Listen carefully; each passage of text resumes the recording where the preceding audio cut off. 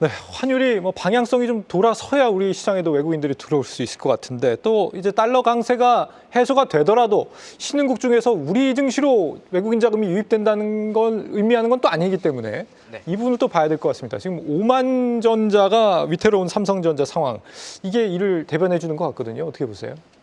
삼성전자 같은 경우가 지금 오늘은 일중 5만 500원까지 내려갔었는데 네. 아까 전에 이제 외국인이 8월, 9월, 10월, 11월까지 한 13조 원에서 14조 원 정도의 매도가 있었다. 이제 그래가지고 이제 저도 궁금했던 점을 이제 계속해서 찾아보다가 한 가지 좀 눈에 보였었던 거지. 올해 8월에 외국인의 삼성전자 지분율은 56.4%였고요. 어제 기준으로 52.1%입니다. 네. 시가총액이 지금 이제 300조 원이 좀 되는 그런 상황에서 거기에서 외국인의 지분이 4%만 그냥 딱 가정하면은 그 판 가격 그대로거든요. 그러니까 결국 삼성전자의 주가는 물론 기관들과 개인들의 힘으로도 주가를 상승시킬 수는 있겠지만 그만큼 지금 외국인의 매도세로 인해서 시장 전체 분위기에 찬물을 끼얹었다라는 거고 예. 그래서 그런 부분들로 인하면은 중요한 거는 그럼 그 외국인이 들어오면 되는 거 아니야? 그럼 단순하게 보면 사실 그게 맞는 말입니다. 왜냐면 외국인이 팔아서 이렇게 됐으니까 외국인이 다시 들어온다면 괜찮은 흐름이 다시 전개되지 않을까. 근데 그러한 상황에서 우리가 지금 너무나 저는 당국에서 좀 늦장 대응을 많이 한 것 같다라는 생각이 드는 게 예. 사실 금투세가 폐지에 대한 부분이 결정이 너무 늦게 나왔다라는 거죠. 그 사이에 국내 투자자들과 외국인들은 오히려 더 상승할 수 있는 뭐 암호화폐 시장이라던가 미국으로 자금이 이탈이 되었고 그러니까 근데 거기는 더 가고 여기는 더 빠지니까 다시 돌아올 요인도 사라진 거죠. 이제 그런 부분과 더불어서 밸류업에 대한 야심차게 당국에서는 드라이브를 걸었지만 밸류업 관련 종목들의 안 좋은 일들이 계속 나오다 보니까 신뢰도가 더 떨어지고 그러니까 지금 굳이 이거를 만약에 주식을 보통 표현할 때 연애에 많이 비유를 하던데 그러니까 지금 한국 증시는 그런 매력적인 게 너무 없다라는 게 결국은 이렇게 매도로 이어지는 게 아닐까. 예.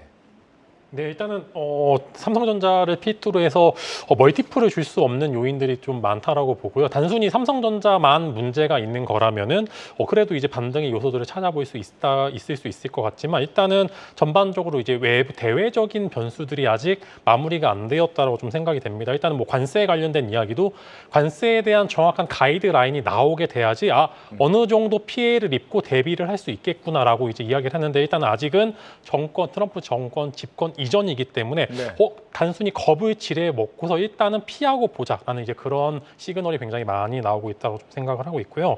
일단은 뭐 여러 가지 대외 변수들도 아직 존재를 한다라는 점 이제 여러분들 생각을 해보시면 좋을 것 같고 아직 이제 그다음에 오늘 또 그리고 전반적으로 일단은 이제 내일 옵션 만기일인데 이번 주 위클리 옵션이랑 선물 옵션이 사실상 거의 푸세 베팅이 많이 되어 있습니다. 특히 외국인들이 선물 매도를 좀 많이 걸어놓고 풋옵션을 많이 사놓은 상황이기 때문에 아마 적어도 기계적인 반등이 나오려면 내일 오후 정도까지 해서 단기적으로 기본적인 반등은 나올 것으로 생각됩니다. 이게 이제 사실 반등은 아니고 전체적인 반등은 아니고 일시적인 반등일 것으로 생각은 되는데 일단은 지금의 낙폭은 눈 뜨고 지켜볼 수밖에 없는 상황입니다. 크게 대응하실 필요는 전 없다라고 생각합니다. 우리 김 대표님 아까 전에 방송 전에 ELS 얘기하셨던 건 무슨 얘기예요, 그거는? 일단은 이제 지수가 항상 지수나 특정 섹터가 굉장히 핫할 때 이제 은행이나 혹은 이제 증권사에서 이제 ELS라는 상품을 많이 내놓습니다. 이제 2차 전지가 한창 고점을 올라갔었을 때 포스코홀딩스를 기반으로 하는 ELS가 많이 출시가 되었고요. 이번 AI 붐 따라서 삼성전자가 8만 원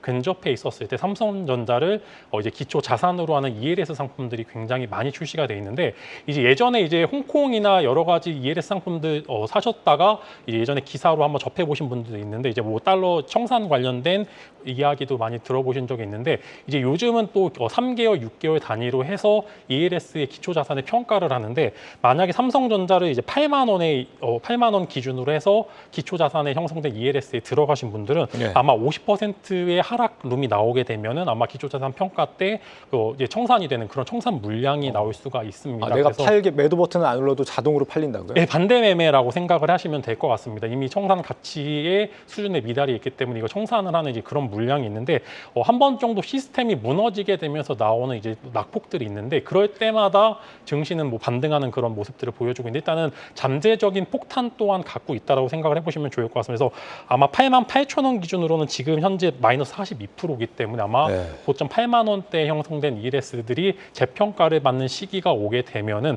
아마 한 번 정도 증시가 조금 더 흔들릴 수 있다라고 생각을 하고 있습니다. 그래서 관련해서 삼성전자가 지금 싸다라고 생각하기보다는 일단은 대외적인 변수가 마무리되고 난 뒤에 가격이 뷰를 설정한다라고 저는 생각을 합니다. 그래서 아직은 삼성전자에 대해서는 조금 시간 좀 더 필요하다라고 생각을 하고 있습니다. 네, 삼성전자 PBR 1배가 56,000원이었다고 하는데 지금 시총이 청산 가치보다 낮아져 있는 상황입니다.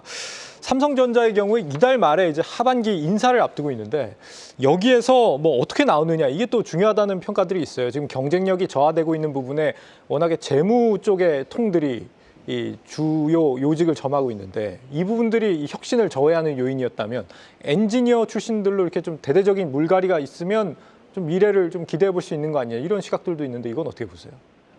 지금 어찌 됐든 사실 뭐 누구의 잘잘못에 대한 부분을 논하기에는 이미 뭐 결과론적으로는 일단 주가는 많이 하락을 했고 그렇다라고 생각을 하는 사람들로 인해서 주가가 매도가 나왔다면은 변화가 생기는 게 안 그런 것보다는 더 나을 수는 있겠지만 네.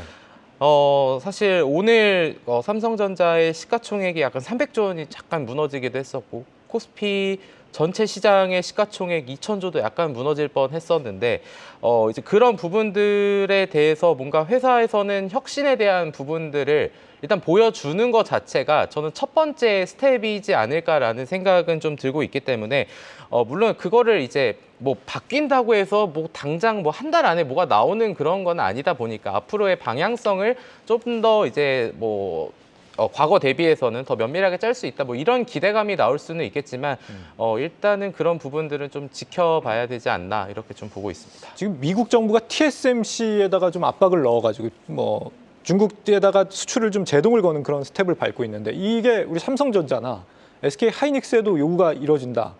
그랬을 때는 우리한테 좀 치명적일 수 있는 건가요? 중국에 대한 수출에 제동을 건다.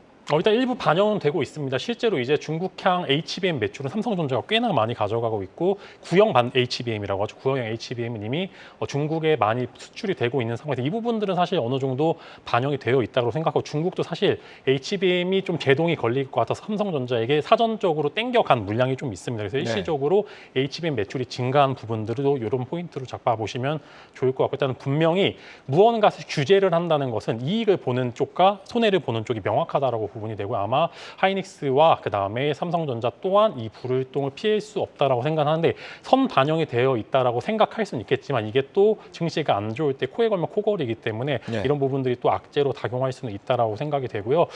그런 부분들에 있어서 조금 어느 정도 그래도 이제 다행인 거는 바이든 대통령은 아예 안 되라고 하지만 이제 그래도 트럼프 이제 대통령이 취임을 하게 되면은 너네가 어떻게 하는 거에 따라서 풀어줄 수도 있어라는 그런 제스처를 취할 수도 있기 때문에 그런 부분들에 좀 희망을 걸어보실 필요는 있다라고 생각합니다. 이렇게 경기 전망이 어렵다, 어둡다는 건 알겠지만 그렇다고 투자를 영원히 안 할 수도 없고 말이죠. 어떤 전략이 지금 유효할까요? 백약이 무효할 것 같긴 한데. 그러니까 지금 뭐 여의도나 이런 데서 보통 우리가 섹터별로 돌아가는 거를 순환 매장세라고 하는데 이제 오죽했으면 지금 순환 투매 장세라고 얘기를 할 만큼 뭐 아까 로봇 관련주들이 올라오다가 이제 오늘 뭐 아주아이비 투자라던가 이런 거 보면 스페이스X에 투자를 했던 관련주가 뭐가 있다라고 하면 이렇게 주가가 반응을 하는 그런 것처럼 굉장히 발빠르게 시장의 변화가 나오고 있는 그런 상황에서 뭐 너무나 뻔한 얘기긴 하지만 될 만한 종목으로의 리밸런싱이 필요하다고 생각이 드는 이유는 대장주 역할을 했었던 종목이 하락할 때는 그 상대적으로 덜 하락하고 시장이 올라올 때 상대적으로 더 올라오는 경향들이 있습니다. 근데 이러한 뭐 어떤 시장에서 주목을 받지 못했었던 섹터가 아니라거나 아니면 애초에 그거는 사실 지금 거래 대금을 보면 알 수 있거든요.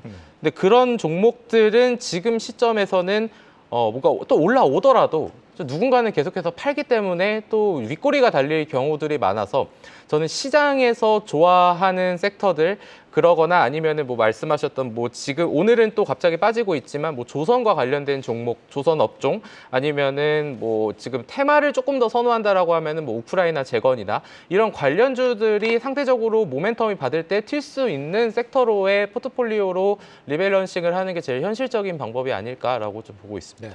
이 어떤 섹터로 접근하냐 이것도 좀 고민을 해봐야 될 것 같은데 트럼프 트레이딩이 잠깐 지금 소강 상태입니다. 그 뭐 비트코인도 지금 9만 달러 아래로 다시 또 찍고 내려온 상황이고 미국장도 어제 전반적으로 좀 조정을 받았단 말이죠. 지금 상황에서 트럼프 트레이딩이 멈췄다고 봐야 되는 겁니까? 아니면은 뭐 잠시 쉬어가는 겁니까? 어느 게 맞아요? 아마 아닐 겁니다. 또 잠깐 쉬었다가 갈 쉬는 겁니다. 거죠. 이게 좀 비교를 계속해서 저도 조금 그렇긴 한데 이게 회복 탄력성이라고 하죠. 이제 빠졌다가 올라갈 때 힘들이 되게 무지막지합니다. 미국 시장 같은 경우 이제 엔비디아도 엔비디아 차트를 봤는데 그 상승 결국에는 주봉은 다 양봉을 나왔는데 일봉으로 보시게 되면 그 중간중간에 낙폭이나 조정이 물론 있었습니다. 그럼에도 불구하고 그걸 딛고 올라가는 게 사실 이제 돈이 많이 몰려 있는 그런 시장의 주요한 특성 중에 하나인데 테슬라가 하루 정도 빠졌다고 해서 테슬라 이제 끝난 거 아니야라는 이제 그런 생각보다는 오히려 테슬라를 살 수 있을 만한 기회다라고 생각을 하고 있고요. 국내도 마찬가지입니다. 이제 국내도 이런 분위기들 이제 사실 이제 올해의 주식이 알테온이죠. 알테오젠도 그 수많은 굴곡에서 비중을 늘리신 분들이 결국에 환희에 찬 결국 이렇게 좋은 해피엔딩을 맞이한 그런 것처럼 오늘 살 수 있는 주식은 내일도 살 수 있어야 된다라고 저는 생각을 하고 있고요. 그렇기 때문에 이런 낙폭 때 결국에는 성장성이 훼손되지 않는 종목은 이제 증시가 무한하게 올라갈 수 있다라고 저는 생각을 하고 있고요. 물론 이제 트럼프 트레이드 관련주들도 아직은 끝난 게 아니다라는 이야기와 함께 오늘 살 수 있는 주식 내일 있으면 분명히 저도 동참을 하고 한 번 정도는 관심을 가져보지 않을까 싶습니다. 앞서 우리 최강혁 이코노미스트도 전화 연결해서 말씀하신 게 지금 뭐 트럼프 취임 내년 이제 1월 20일에 취임을 하죠. 트럼프가 취임할 당시가 되면은 지금까지 시장이 좀 되돌림이 올 수도 있다 이런 이야기를 했단 말이죠. 지금 상황에서는 이제 뭐 우주, 방산, 조선 이런 쪽이 강세를 보이고 있고 2차 전지 반도체가 약세를 보이고 있는 그런 구도인데 이 구도가 그때 가서 좀 변화가 일어날 그런 가능성도 있습니까? 뭐 되돌림이라기보다는 좀 조정 정도로는 그렇게 나올 수 있을 것 같은데 사실 중장기적으로 봤을 때는 달러 강세 등으로 미국이 또 주요 뭐 이건 생각하기에 따라 다르지만 미국이 또 상대적으로 이쯤 되면은 안정적이다라는 오히려 그런 생각들이 좀 자금이 더 몰릴 수 있지 않을까라는 생각이 들고 그러한 부분이 오늘 시장에서 어떻게 반영이 됐냐면은 오늘 오전에 이제 트럼프 당선인이 일론 머스크를 정부 효율부 수장에 임명하면서 관련주들이 일제히 반등이 이제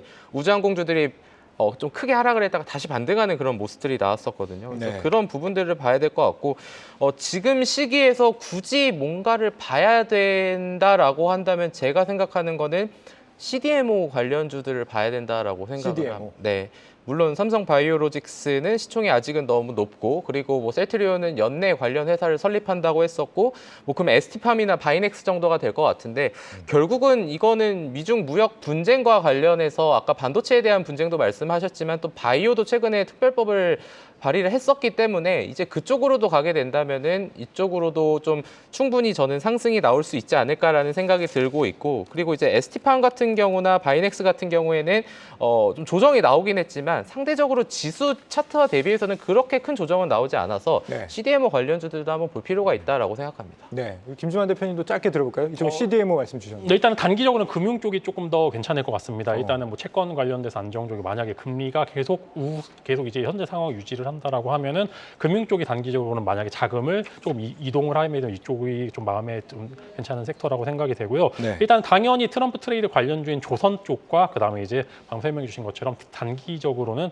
재건 쪽에 좀 돈이 몰릴 가능성이 굉장히 크다라고 생각이 되고요. 지금 이제 아마 조금 로봇주들 갖고 계신 분들은 바닥권에서 조금 움직이는 것을 많이 보여주고 있습니다. 결국에는 하드웨어에서 이 부분들의 디바이스 쪽도 분명히 한 번 정도 길게 보신다라고 하면 관심을 가져보시면 좋을 것 같기 때문에 일단은 단기적으로는 금융과 조선, 그다음에 조금 롱텀으로 보시게 되면은 로봇 관련주들의 흐름을 한번 지켜보시는 게 좋을 것 같다라고 말씀을 드리겠습니다. 예.